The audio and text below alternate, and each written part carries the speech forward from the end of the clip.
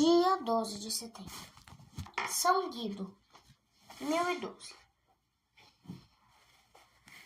São Guido, cognominado o Pobre, nasceu na Brabância, filho de pais pobres, porém piedosos.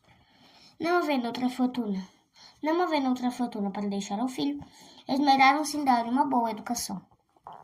Desde que começaram a incutir os princípios cristãos, convenceram-no da necessidade de temer a Deus e fugir do pecado. Tão boa semente lançada em terreno ótimo, não podia deixar de produzir ótimo resultado. Tão piedoso era Guido, que por todos era chamado o anjo da aldeia. Satisfeito e contente sempre, nunca se lhe ouviu sair da boca uma palavra de queixa da pobreza. Humilde e respeitoso para com todos, tinha prazer em estar na igreja, em adoração ao Santíssimo Sacramento. Por ser pobre, compreendia a triste sorte dos pobres e de boa vontade repartia com eles as esmolas que se lhe davam. Certa ocasião, devia ir a uma aldeia, distante 2 léguas de Bruxelas. Antes de tratar dos negócios, foi à igreja, onde permaneceu 1 hora rezando nos degraus do altar de Nossa Senhora. O vigário do lugar, admirado por ver tão raro espetáculo, interessou-se pelo piedoso jovem e indagou de onde vinha, de que idade era, etc. Pelas respostas, o sacerdote conheceu que tinha diante de si um jovem extraordinário e convidou-o para ser seu sacristão. Guido aceitou a proposta, pois ser sacristão era seu desejo íntimo havia muito tempo. Apesar dos seus 14 anos, era um servidor do altar tão consciencioso, pontual e em tudo tão exemplar, que todos se edificavam e lhe queriam bem. Inexcedível zelo tinha pela limpeza da igreja, que realmente é a casa de Deus. Guido, como tal, a amava e reverenciava. O tempo que lhe sobrava era empregado em oração. Muitas horas durante a noite passava em presença do Santíssimo Sacramento, adorando o mistério do amor de Deus aos homens. Se o sono vencia, estendia-se sobre o pavimento da igreja. Mínimo era o ordenado que percebia. O pouco que ganhava, repartiu ainda com os pobres.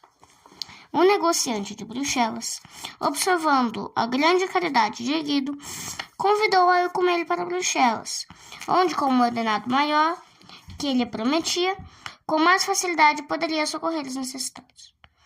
Tão vantajosa lhe parecia a proposta que, sem comunicar a ninguém, abandonou o emprego e entrou ao serviço do comerciante. Bem depressa, porém, teve de convencer-se da improficuidade da resolução precipitada.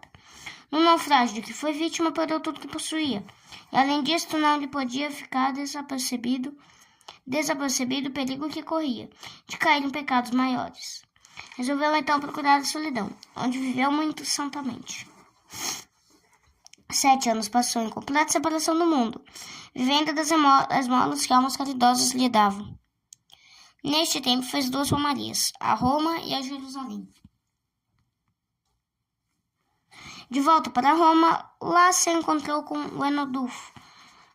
o Onedulfo, decano da igreja de Anderlecht, que, como outros piedosos sacerdotes, se preparava para fazer uma romaria à Terra Santa. Embora fatigado da viagem e bastante enfraquecido, Guido acedeu ao pedido dos peregrinos de fazer-lhes a companhia na travessia para a Palestina.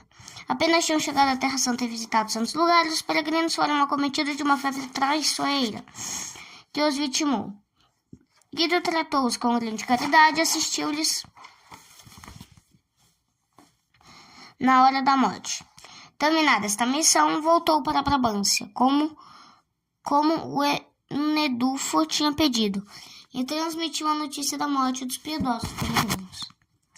Pouco tempo depois, adoeceu também e teve a comunicação de sua morte. Uma noite, estando absorto em profunda oração, a sala encheu-se de uma luz maravilhosa e ouviu-se uma voz.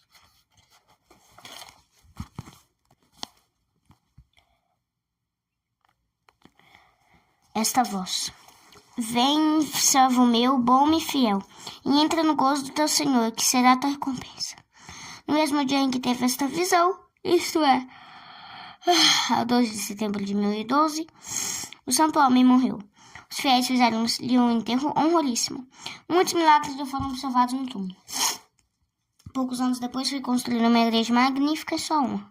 As relíquias foram para lá transportadas com grande solenidade. Reflexões.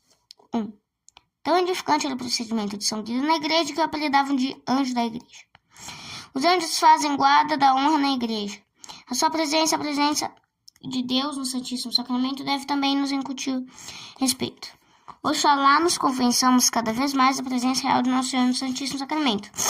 Oxalá nossa fé neste Santo Sacramento se torne cada vez mais viva, pois as faltas de respeito na igreja, que se verificam em inúteis conversas e em ostentações de vaidade, têm explicação na falta de fé.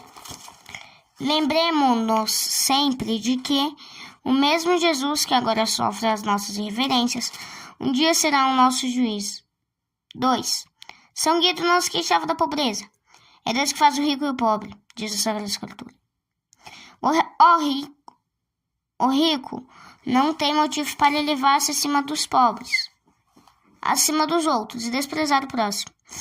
A riqueza é um benefício de Deus, uma esmola que o Senhor do céu e da terra dá. Quem é pobre não deve murmurar contra Deus, nem invejar o rico, porque direito nenhum lhe assiste de possuir os bens da terra. Como Deus nenhum dever tem de lhes dar. O rico cuide de não apegar o coração às riquezas, porque o amor ao dinheiro é a perdição da alma. O pobre console-se com uma palavra do velho Tobias que dizia: meu filho, somos pobres, mas ricos seremos do pecado. Seremos se tivermos temor de Deus, se fugirmos do pecado e praticarmos o bem. Tobias capítulo 4. Quem é rico faça uso dos bens como a Deus é agradável.